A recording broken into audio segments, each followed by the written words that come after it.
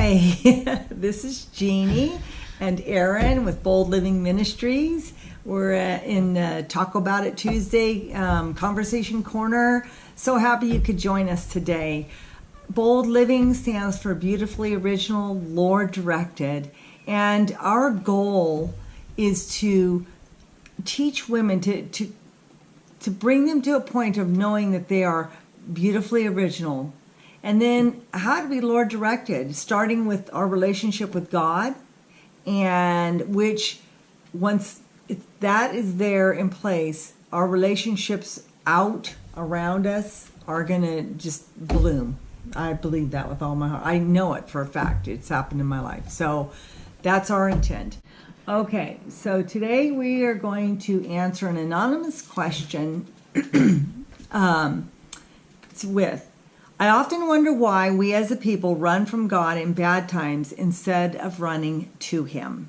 Great question. As believers, we are going to just come from the angle that a people is not just necessarily referring to the United States of America, it's referring to a specific people, as in God's people, Christians. People. We said our ministry is beautifully original, Lord directed, and the first thing we want to do is point people this way because we believe in doing that and establishing that. It helps these relationships to bloom. So with that being said, for the majority of this video, that's what we're going to focus on. This relationship right here, because it's a relationship. We come to Him in a relational way. He's still God, but He's not like King Ahasuerus in Esther, where don't you dare go into the throne room without an invitation or your head could be chopped off kind of a God. That's not who He is. He invites us in to sit at the table with Him, and it's a relationship.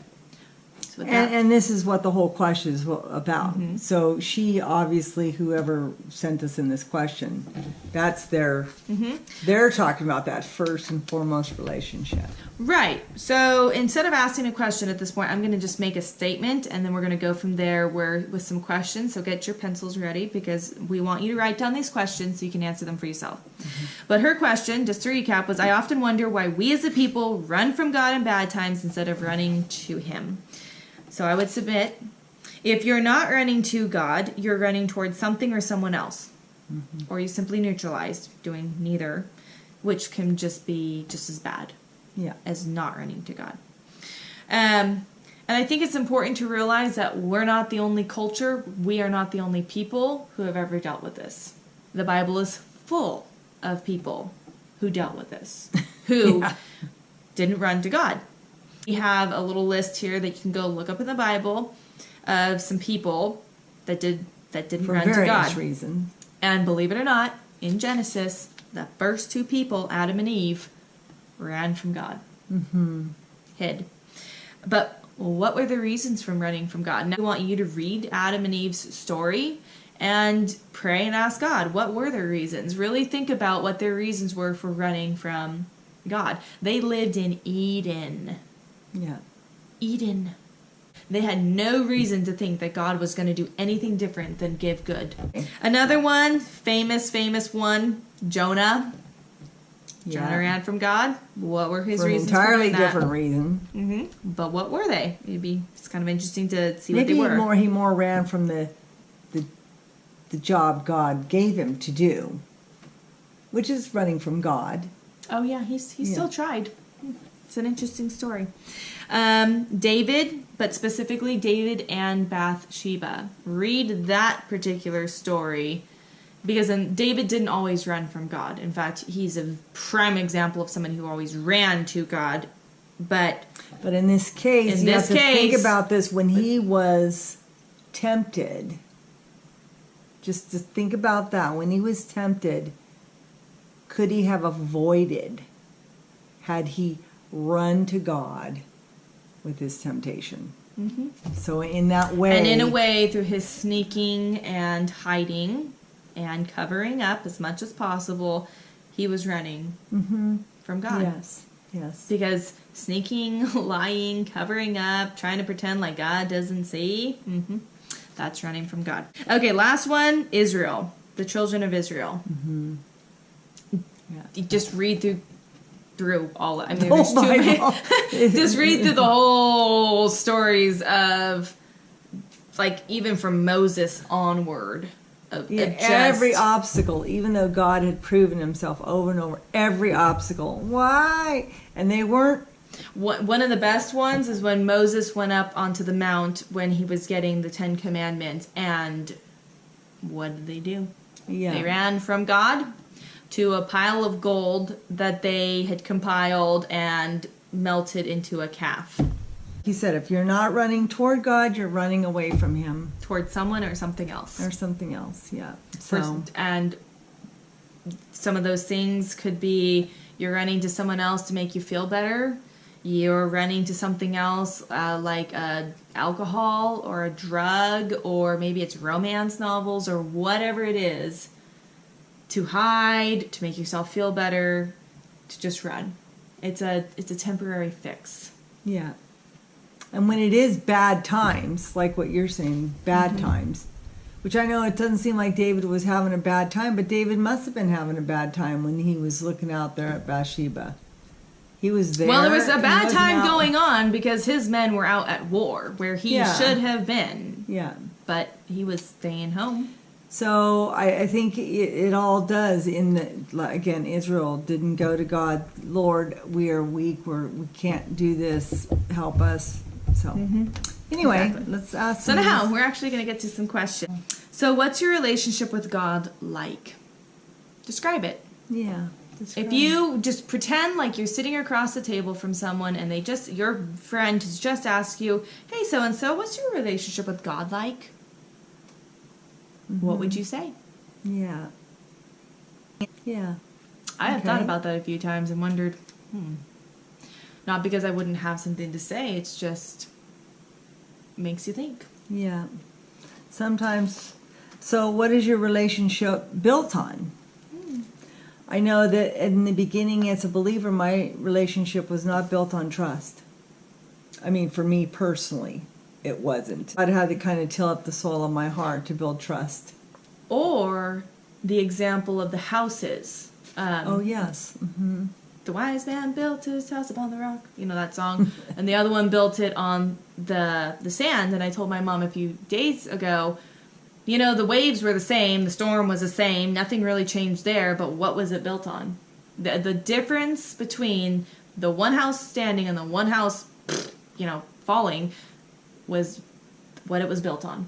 Mm-hmm. So what's your relationship built on? Think about it. What kind of foundation have you built your relationship with God on? Because it is going to make a difference. How often do you invest in your relationship with God? Yeah. And that's just like you just... Well, and think about it. Think in our own lives, the relationships that we have invested in and the ones that we haven't. What's happened when we haven't invested in them? Right, exactly. And we can all ask second law of thermodynamics. What feelings or attitudes are contributing to your running from God? And I think that even goes... Some of it could just simply be habit. But anyway... And we're going to get to that. That's kind of down there. So you could even say what feelings, habits, attitudes are contributing to you running from God. Right. Because there's something in there that has to be contributing. This is not just randomly happened today. Well, and maybe in the bad time, maybe you just don't have a habit of going to God. Maybe that's just something that has to become, a habit built up over time. Mm-hmm. Like, I'm not going to do this. I'm going to go to God first. However you fix that. So, another question: when you run from God, what does that say about your relationship with Him? What does that tell you? Yeah, and I think it'll give you a big clue. If you ask yourself, yeah. Yeah, when I'm running from God, what does that say about my relationship with Him? You can make it more personal. I think answering all these questions will make it in you. It'll build it in you. If we just tell you and you don't answer these questions, if you really want to know, answer these questions. Mm-hmm. Because we're not in your life, we are not in your personal relationship with Him. Only you know. This is a personal discussion between you and God. Right. Nobody else. But if you ask these questions of yourself, I think you're going to start getting a really good picture. It's an investment in your relationship with God. And hopefully building with the last So thing. take the time to invest. Right. What, and this last question. We're skipping that. Oh, yeah. Okay, Go ahead. How do lies you believe play into all of this? Yeah. And you'll have to think about where some lies might have crept in. Yeah. And caused Keep a you from- crack in the foundation. Mm-hmm.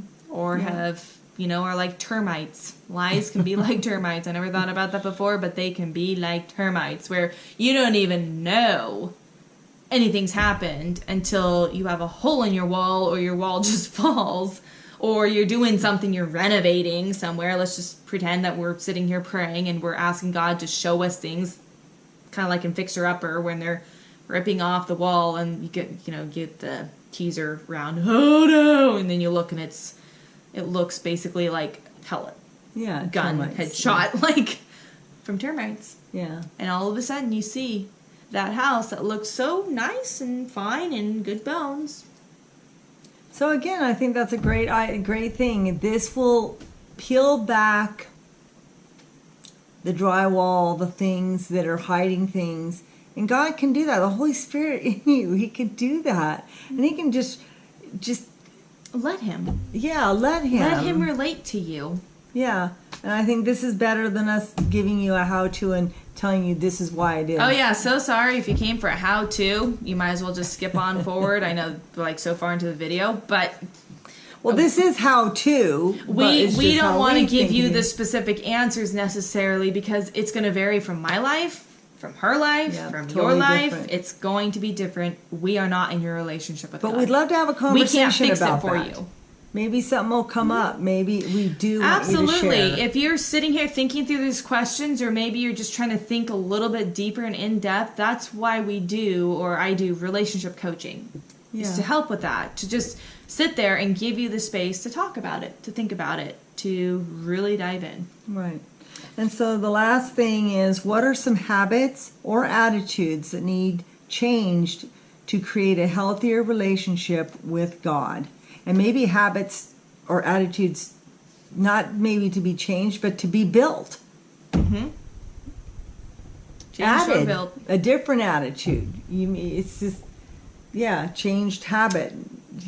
Anyway, better. Which reminds me of this book that I've been reading about neuroplasticity in the brain and how, like... It sounds complicated. It's not. Basically, it's how you can wire your brain together. You know how you have like those little books, those little coloring books where you have like the shovel and the bucket and you're like, oh, match the lines to the right thing.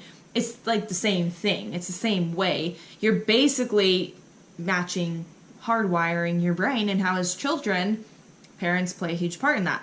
That aside, an interesting thing that I just learned is that we, and especially children, mirror. We actually have mirroring neurons. That's their job, is to mirror back what they see.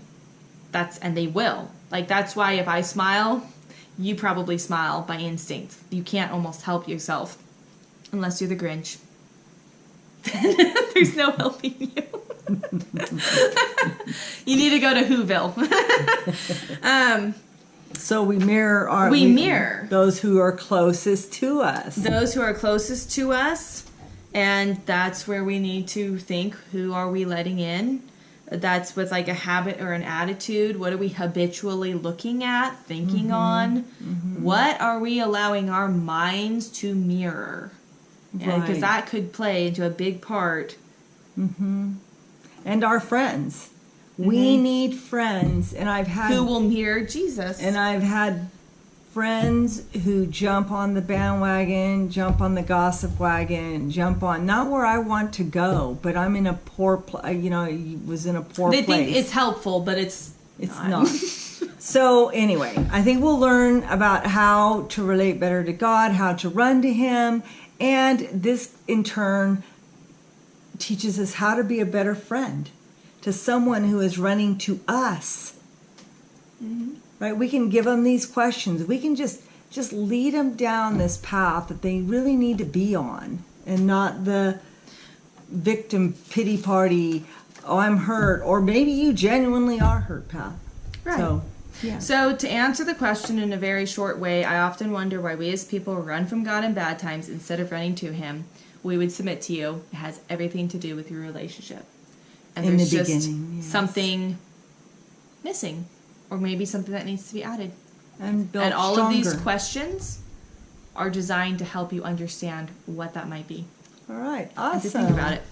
And the last thing we wanted to say is, like we keep saying, we're not in your relationship with God, but we do know so much of what the heart of God is from his word. And here it is. I had so many notes in here. So we wanted to read you some verses to hopefully encourage you to know what the heart of God is. So this is John 15:9. As the Father hath loved me, so have I loved you. Continue ye in my love. He's inviting us to And that's continue in Jesus his love. talking. That was Jesus talking to his disciples. Mm-hmm. But as the Father has loved his own Son has loved us, and he invites us to continue in that love. In that love. Awesome. Very Just good. awesome. Matthew 11:28. Would you like to read that? Actually, you can read Yes. down to 30. Okay. Come unto me, all ye that labor and are heavy laden, and I will give you rest. Take my yoke upon you and learn from me, for I am meek and lowly in heart, and ye shall find rest unto your souls. For my yoke is easy and my burden is light. Again, an invitation. An Yeah. invitation from him to come and rest Yeah. and to be with him. Mm-hmm. That's his heart Yeah. toward you. We're all believers. And he's not going to burden you. Mm-hmm. He's going to take your burdens. Mm-hmm. His burden is light. Like, what an awesome relationship that is, right? Yeah. They're not asking, what can you do for me? It's come to me so I can Do for lift you. your burden and give you rest. He wants Yeah. to give, not take. James 4:8. Draw nigh to God, and he will draw nigh to you. Cleanse your hands, ye sinners, and purify your hearts, ye double-minded. Draw to him, and he will draw near to you. Yeah. Again, he is inviting you. Notice in every single one, he's inviting. He's not imposing, he's inviting. And don't be double-minded, meaning doing, Don't ride the fence line. yeah. Don't ride the Don't fence say, line. I love the Lord my God, and he's my God, and he's all strength, but then I run to somebody else for my problems. And maybe it's because we don't want God to see. Or we think, like David But and Bathsheba. hopefully, if you're in that place where maybe you're running from him because you don't want him to see, maybe because you don't want him to see your brokenness, you don't want him to see something you've done or not done, doesn't really matter. Just know he has an invitation for you. And he sees anyway. And he still invites you to come sit with him at the table. Mm-hmm. Yeah. So that's just our some of the heart of encouragement. God.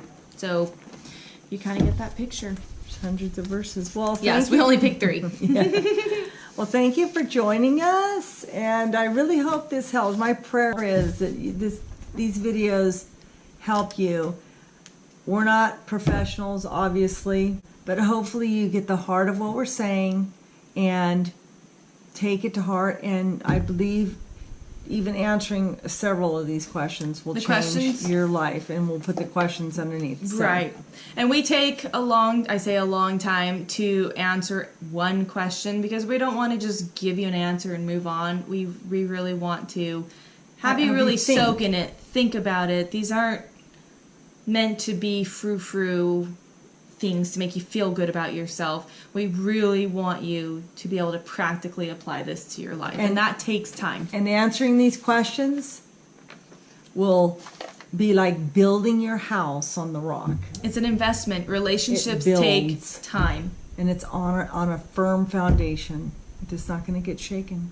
So, Well, the Lord bless you and keep you, and cause may his his- face to shine upon you. Yes. And we'll talk to you next week. Bye. Bye. Windshield wipers.